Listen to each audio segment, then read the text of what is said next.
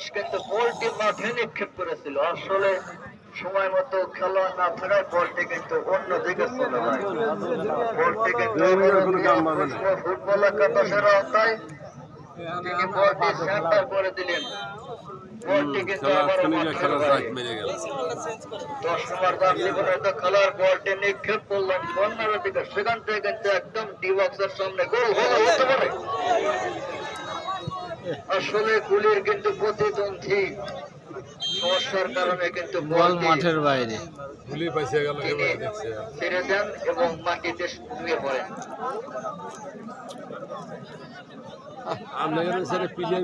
সম্মানিত দর্শক মন্ডলী যারা এই মুহূর্তে দেখার জন্য যোগ দিলেন,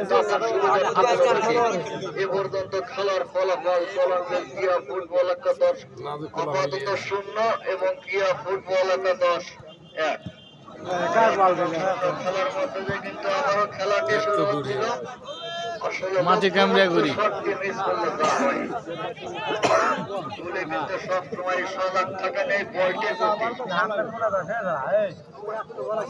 বলটি মধ্য মাঠে প্রেরিত করবেন তার খেলোয়াড়ের উদ্দেশ্যে। বলটি একদম মধ্য মাঠে প্রেরিত করলেন, কিন্তু সময়ের মধ্যে খেলোয়াড় না থাকায় বলটি কিন্তু আবারও ডিমাক্সের সামনে দেখাবে কি হয়। আসলে সেখানে সময় মতো খেলোয়াড় না থাকায় গোলটি হতে গিয়ে কিন্তু হলো না।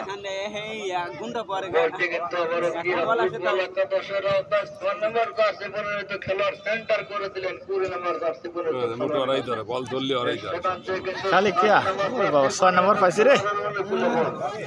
বলটি কিন্তু ধীরে ধীরে ঘুরে কর্নারের দিকে অগ্রসর হচ্ছে। একবার 12 বছরের বাচ্চা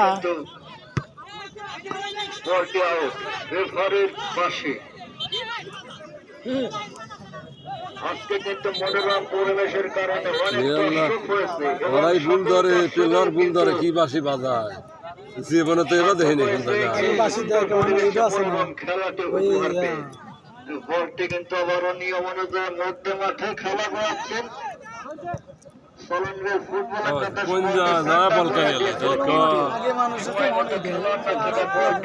ঘুরে ফিরে অন্য প্রান্তের ডিবক্সের দিকে অগ্রসর হচ্ছে।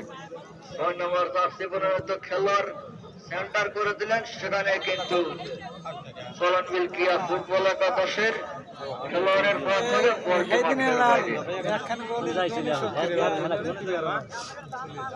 কিন্তু 10 নম্বর জার্সি পরিহিত খেলোয়াড় সামনের দিকে নিক্ষেপ করলেন।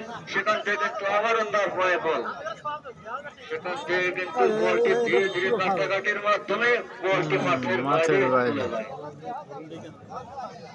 আবার কিন্তু বলটি নিক্ষেপ করছেন সলনবিল ক্রিয়া ফুটবল একাদশ।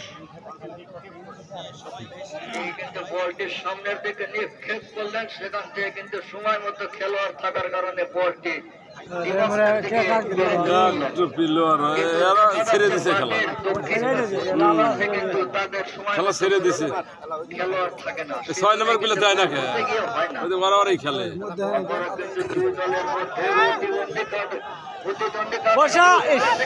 একটু বললো ভাই করছিল সেখানে কিন্তু সময় মধ্যে খেলোয়াড় থাকে না। আমারও কিন্তু ফুটবল একাদশ